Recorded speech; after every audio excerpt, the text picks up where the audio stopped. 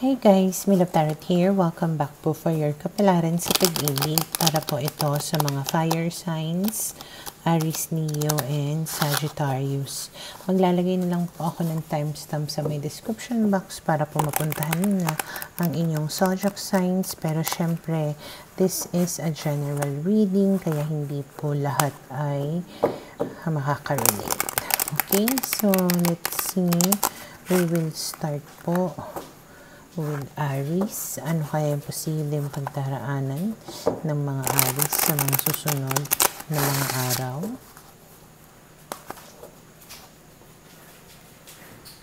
Okay, so we have your 10 of coins.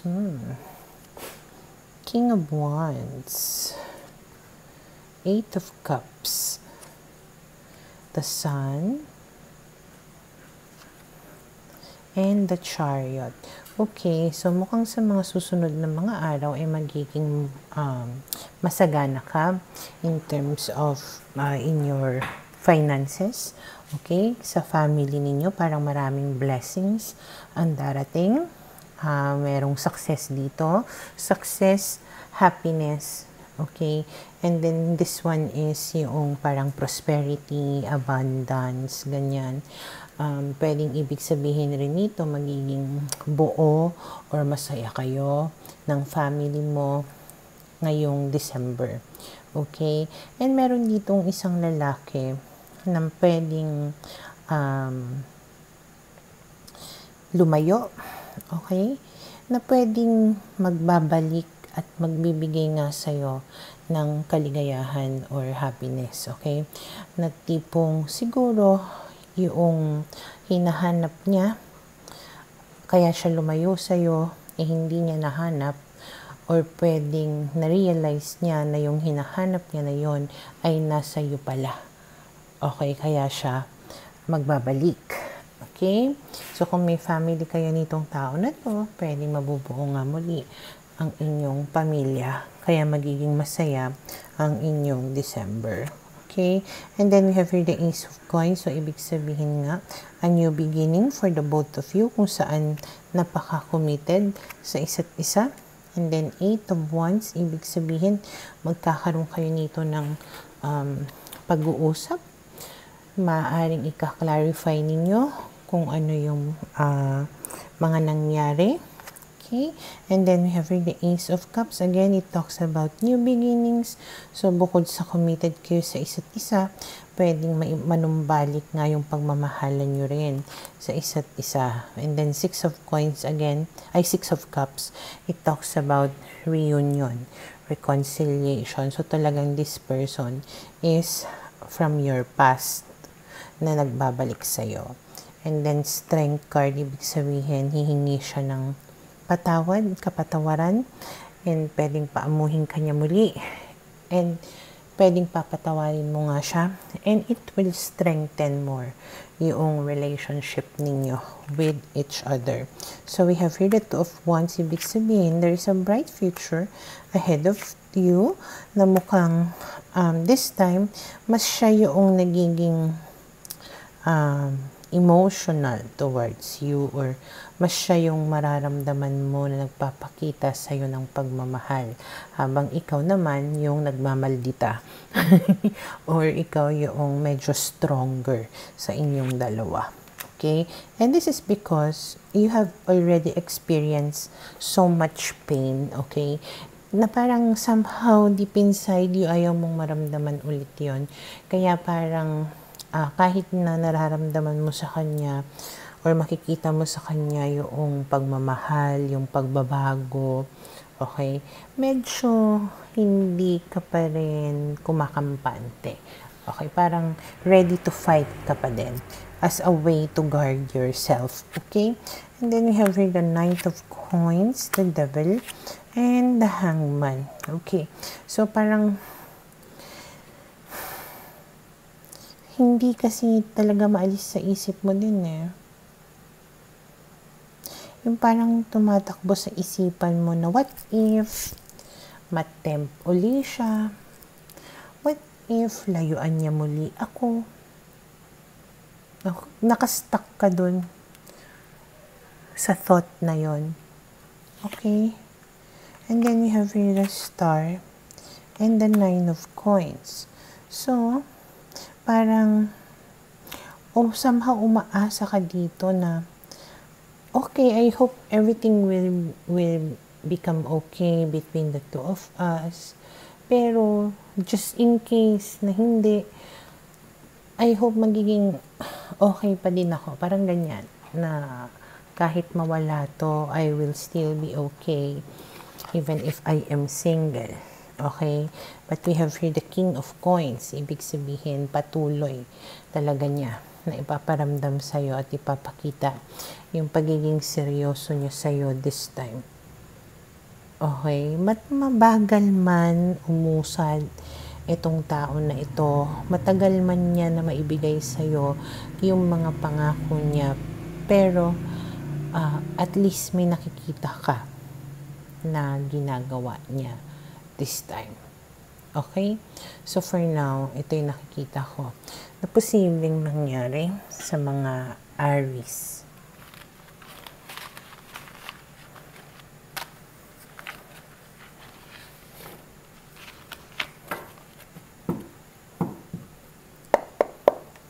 Para sa mga Leo, okay, we'll see ano kaya yung posibleng pagdaraanan ng mga Leo sa mga susunod na mga araw.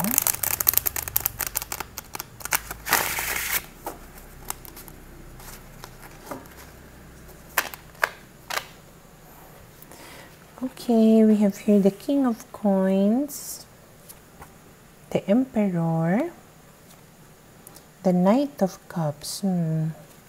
May tao dito na may gusto sa'yo, na gusto kang seryosohin. Okay?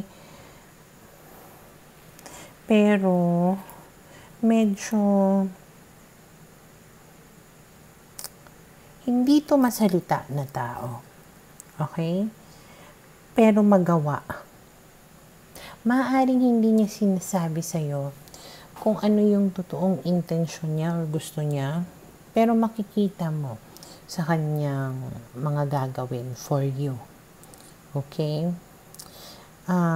May mga plano itong tao na to for the both of you. Pang-seryosohan naman yung datingan niya. And parang gagawin niya rin naman yung makakaya niya para mapanindigan ka niya or yung relationship ninyong dalawa. Para ikaw chill ka lang or relax ka lang. Okay? Or pwedeng ang magiging approach mo sa tao na ito is yung kiber lang or wala lang. Parang you're taking it as something light. Okay? Hindi mo rin siniseryoso. Kasi nga, pwedeng hindi niya nga sinasabi sa'yo exactly kung ano yung nararamdaman niya. Pero, panay naman yung paramdam niya sa'yo. Okay? And then we have here the 7 of Wands, the 3 of Coins, the 10 of Cups, the Fool, the Page of Coins. Okay, so especially if you are dealing with Earth sign, Taurus, Virgo, Capricorn. Pwede kasi na kaya ka rin chill lang at hindi mo siya siniseryoso. Pwedeng meron tong history. Okay, na hindi maganda. Pero itong history niya na ito, pwedeng ni-reveal naman niya sa'yo. Inamin naman niya sa'yo. Hindi niya ito inilihim. Okay? And pwedeng, this can also be a person from the past na pwedeng gusto niyang ayusin yung relationship ninyong dalawa, pero siguro nahihiya siya na i-admit sa'yo, kaya dinadaan niya na lang sa gawa at paramdam. Pero ang gusto niya talaga na mangyari, magka-relationship kayo, or kung may family kayo, mabuo muli yung family ninyo. Parang magkaroon kayo dito ng new beginning. Okay? So, patuloy ka nitong susuyuin at eventually siguro masasabi niya rin sa'yo yung intentions niya towards you. Pero again, it will be like something carefree ka lang. Yung para ka lang, ini-enjoy mo lang. Ayaw mong seryosohin. Okay? And then we have here the Chariot, the Knight of Wands, the Five of Coins, and the Three of Cups. So siya siguro, mararamdaman niya na iniiwasan mo siya or hindi mo siya siniseryoso. Kaya parang mas magiging agresibo siya sa kanyang panunuyo sa'yo. Okay? Talagang sugod yung eksena na mangyayari kasi alam nga niya na parang hesitant ka. Okay? So, kailangan niyang gawin to para tuluyan kang makipag-ayos at makipagbalikan sa kanya. Okay? And then we have here the Ten of Wands, the Lovers, the Nine of Cups. Okay. So, ano pa man yung pagpapakipot mo, eventually, magiging lovers din kayo. Okay? Yes, magiging masaya naman. Okay? But it does not mean na wala kayong mga problema na haharapin. Parang marami pa rin kayong mai-encounter na problema habang mag-lover kayo. Pero we have here the Nine of Cups Ibig sabihin, emotional contentment and happiness. So, kumbaga, itong mga problema na to, parang outside force na lang. Like, let's say, problema sa trabaho, problema sa pera, na kung tutuusin, hindi dapat maapektuhan yung happiness ninyo. Okay? Kasi, syempre, ito yung mga problema na pwede naman na maayos. Hindi naman yung tipong problema na nag-cheat, third party, ganon. Hindi ganon. It's more of problems that you encounter in your everyday na buhay. Okay? And then, we have here, Four of Wands. So, pwedeng magkatuluyan kayo nito. Merong marriage or engagement na mangyayari. And then, we have here the Moon. Of course, medyo, as of now, medyo hindi mo siguro ito ma-imagine. Medyo malabo pa siguro para sa'yo. Pero, naandun yung intention, And then, we have here the Six of Swords. So, ibig sabihin, there's going to be positive progress in the relationship. Okay? As I have said kanina, medyo mabagal lang nga siguro yung usad nito, pero it can happen. Okay? So, for now, ito yung nakikita ko na posibleng mangyari sa mga Leo.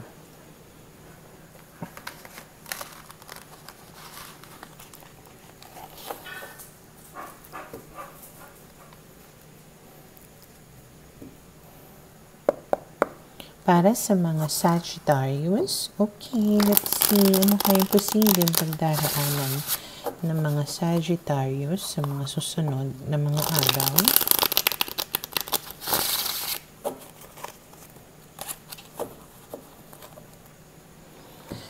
Okay, so we have here the Two of Cups, the Two of Swords. Kung ikaw ay merong ka-MU ngayon, or merong kang relationship or situationship, maaaring hanggang ngayon, confused ka ba din kung ano yung meron kayong dalawa.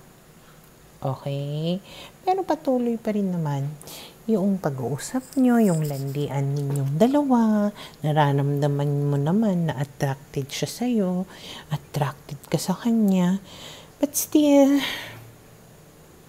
parang hindi malinaw kung ano yung meron kayong dalawa.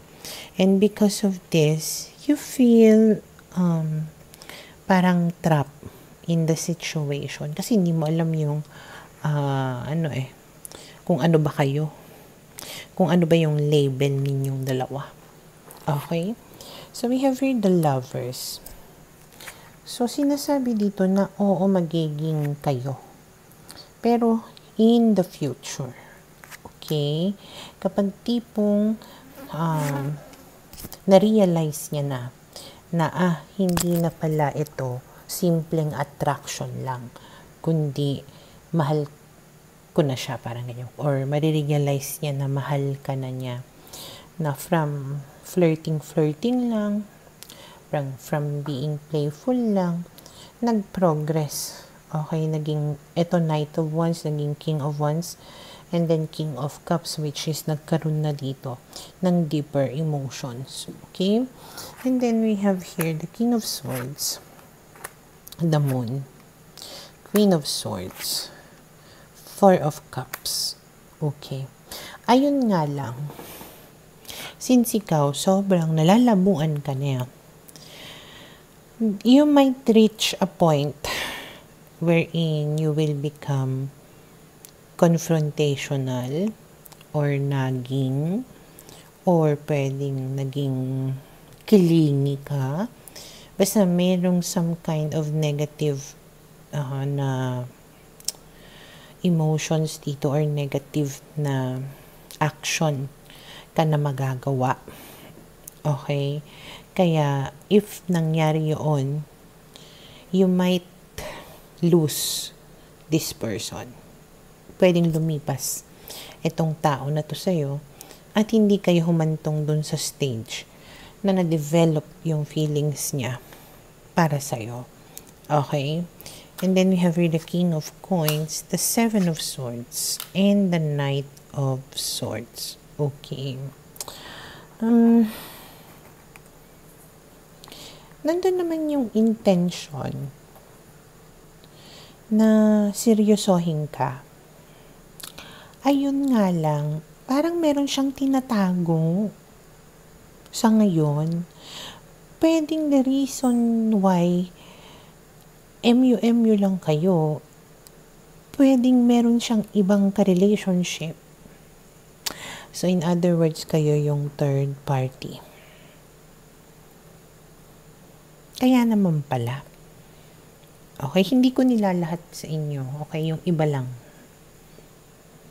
Okay? And then we have here the Chariot and the Ace of Coins. Pero ayun nga, kagaya ng sabi ko kanina, there will come a point in time kung saan magsiseryoso siya sa'yo at magko-commit siya. Okay? But for now, this person is just immature. Ang habol lang nito ngayon sa'yo ay for fun and excitement. Okay? Nasa sa'yo yan.